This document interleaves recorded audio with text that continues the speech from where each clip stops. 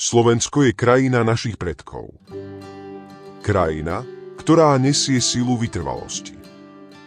Silu ľudí, ktorí vedia bojovať za lásku, za pravdu, za slobodu. Dnes stojíme na prahu novej éry. Rok 2025 prichádza ako volanie. Volanie po zmene, ktorá nezačína tam vonku.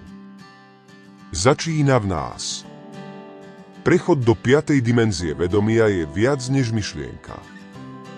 Je to pochopenie, že všetci sme jedno.